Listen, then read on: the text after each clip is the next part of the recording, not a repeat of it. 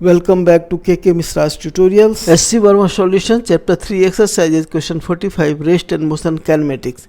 एक आदमी नदी के किनारे बैठा हुआ है। उसकी सीध में एक 1.0 मीटर लंबा बोट है जिसका सेंटर उससे 5.5 मीटर की दूरी पर है। वह चाहता है कि एक एप्पल को इस प्रकार फेंकें कि वह बोट के अंदर गिरे, किंतु वह सिर्फ 10 मीटर पर सेकंड की स्पीड से ही फेंक सकता है। तो बताइए कि सक्सेसफुल शॉट होने के लिए उसका मैक्सिमम एंगल और प्रोजेक्शन और मिनिमम एंगल ऑफ प्रोजेक्शन क्या होना चाहिए। यह मान लीजिए कि पॉइंट ऑफ प्रोजेक्शन और एज ऑफ बोट ये दोनों सेम हॉरिजॉन्टल लेवल में हैं। आंसर, चूंकि बोट की लंबाई 1.0 मीटर है तथा इसका सेंटर उस व्यक्ति से 5.5 मीटर की दूरी पर है, तो एप्पल का जो प्रोजेक्टाइल मोशन होगा उसका मिनिमम रेंज 5.0 मीटर और मैक्सिमम रेंज 6.0 मीटर होना चाहिए, तभी उसका शॉट सक्सेसफुल होगा, यानी एप्पल बोट के अंदर गिरेगा। हमें रेंज का फॉर्मूला मालूम है, range equal to x equal to u square sine 2 theta by g, जहाँ थीटा एंगल ऑफ प्रोजेक्शन है, तो इससे हमें साइन 2 थीटा मिलता है equal to g x by u square. तो range x equal to 5.0 metre यानी मिनिमम रेंज के लिए हम इसमें अगर पुट करते हैं वैल्यू तो हमें मिलता है sine 2 theta equal to 9.8 into 5 divided by 10 का स्क्वायर अर्थात 100 इक्वल टू 0.49, जो कि अप्रॉक्सीमेटली 0.5 हाफ के बराबर होता है।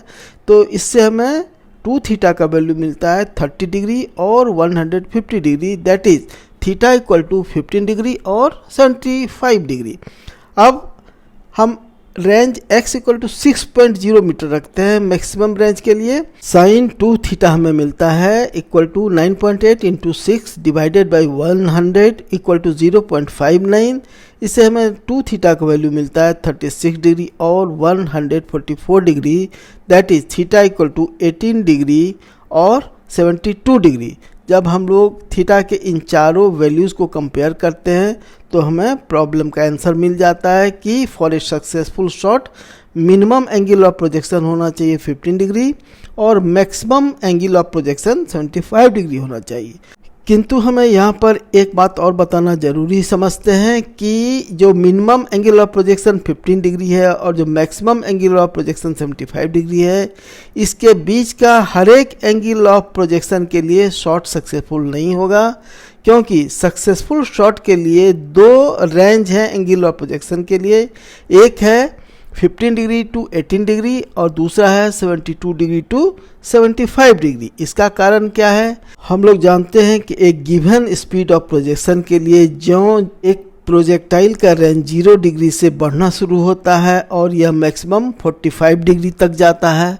45 डिग्री एंगल ऑफ प्रोजेक्शन से जब एंगल ऑफ प्रोजेक्शन बढ़ता है तो फिर रेंज घटना शुरू हो जाता है, यानी एक गिवन रेंज के लिए दो एंगल ऑफ प्रोजेक्शन हमें मिलता है।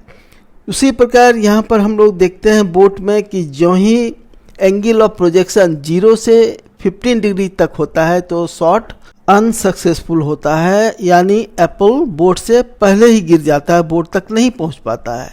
लेकिन 15 डिग्री से 18 डिग्री तक जाने में एप्पल 5 मीटर से 6 मीटर तक उसका रेंज बढ़ जाता है, और जब 18 डिग्री से ऊपर एंगल ऑफ प्रोजेक्शन बढ़ाया जाता है तो एप्पल 6 मीटर से ज़्यादा दूर जाकर गिरेगा, यानी बोट से आगे जाकर गिरेगा।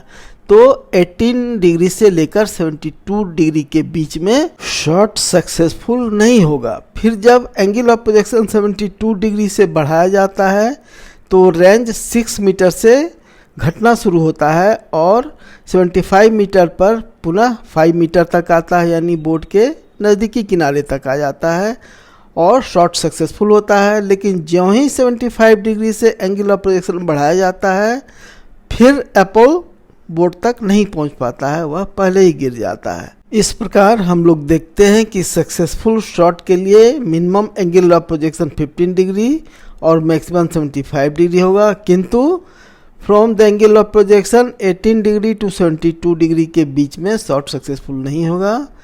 वीडियो सॉल्यूशन देखने के लिए धन्यवाद। कृपया वीडियो को लाइक और शेयर करें तथा इस चैनल को सब्सक्राइब करें। धन्यवाद। Thank you. Visit again.